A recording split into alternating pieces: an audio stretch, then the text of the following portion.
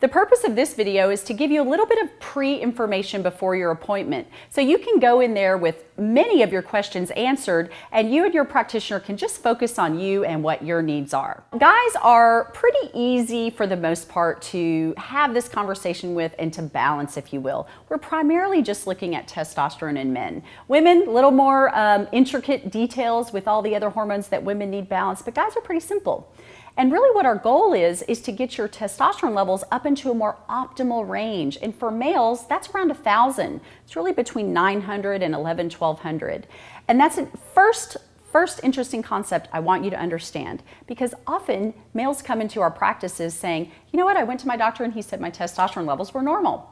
Well, just let me tell you that the lab reference range on a male testosterone is 200 to 1,200. So if you fell anywhere in that gamut, you're going to be called normal.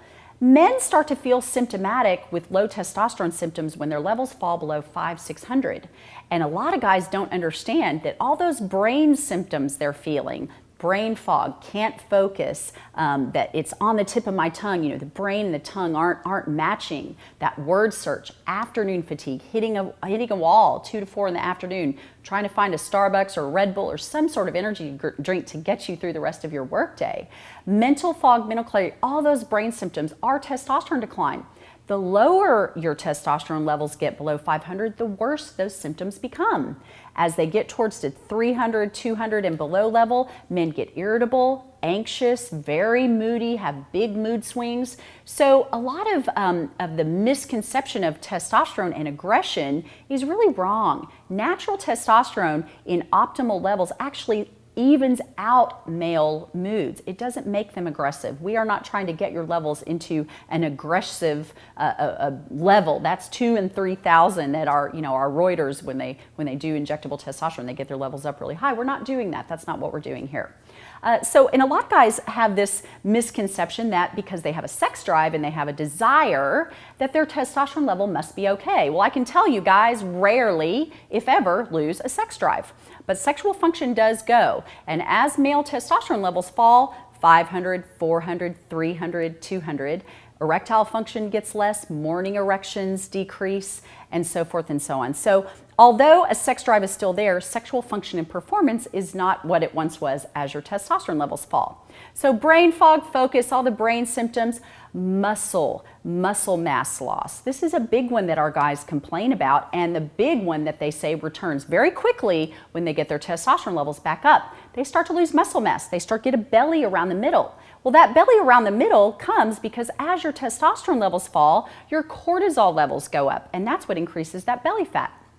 So we see a reversal in our guys in that actually pretty quickly, way quicker than the women. So if you have wives on this therapy, they're going to get very annoyed with you that you're getting into shape quicker than they are, but they'll get there. So muscle mass increase, stamina in the gym, endurance. I have runners, I have triathletes that get this testosterone pellet therapy, and they say their stamina is so much better, their post-workout recovery times are less, their soreness is less. So an overall changing your physique back to 20-year-old levels, and sometimes even better than 20-year-old levels, because a lot of guys have been low testosterone their whole life and they didn't even know it.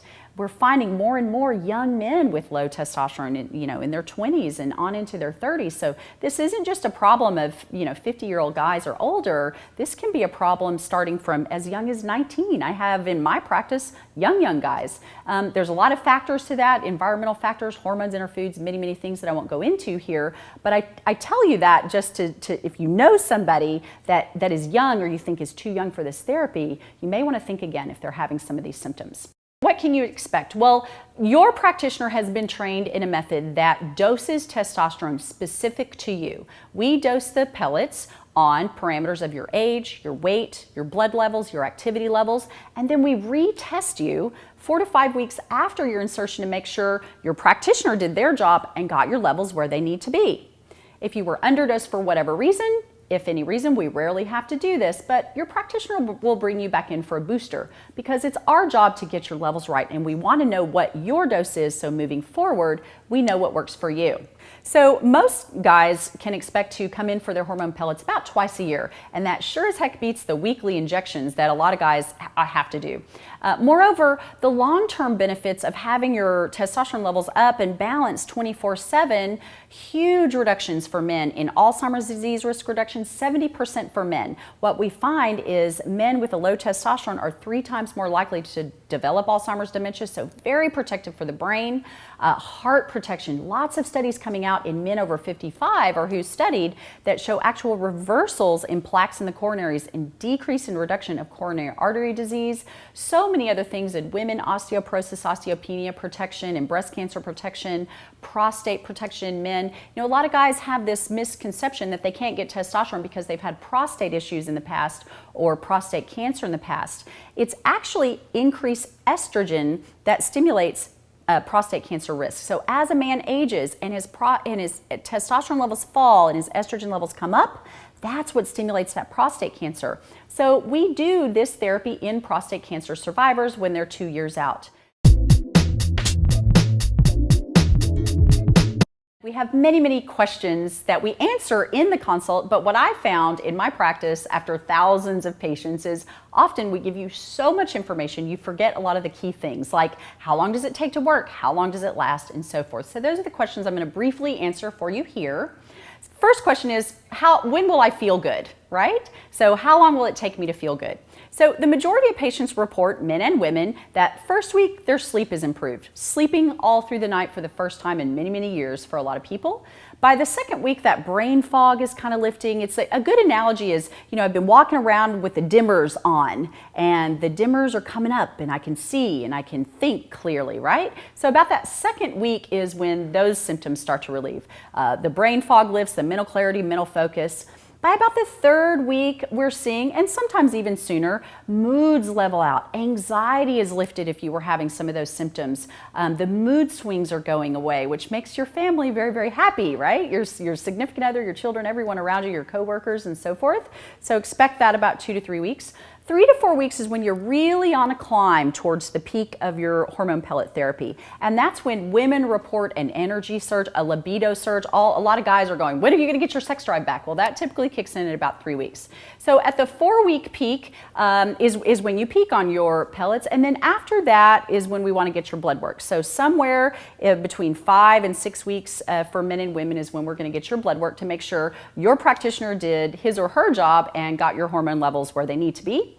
If you're underdosed for any reason, they will bring you back in for a visit and possibly do a booster on you. And that's just to get you right. So moving forward, we know what your sweet spot is, what dose you need, and in subsequent rounds, we know where your needs are. After that, women typically last somewhere between 4 and 5 months. Men last somewhere between 5 and 6 months. You'll know when it's time to come back in for your repeat insertion because those symptoms that were lifted will start kind of creeping back in somewhere around that 4, 5, 6 month marker. And if you don't notice it, trust me, one of your significant other or your partner or your children, somebody will notice it and you'll know it's time. Most practitioners don't get lab work every time you come in for your pellets. It's not typical. We typically get blood work once a year after we've established your dose just to kind of keep an eye on things and make sure everything's kind of humming along the way it should be. I hope this helped you out and I wish you well. Welcome to your new life.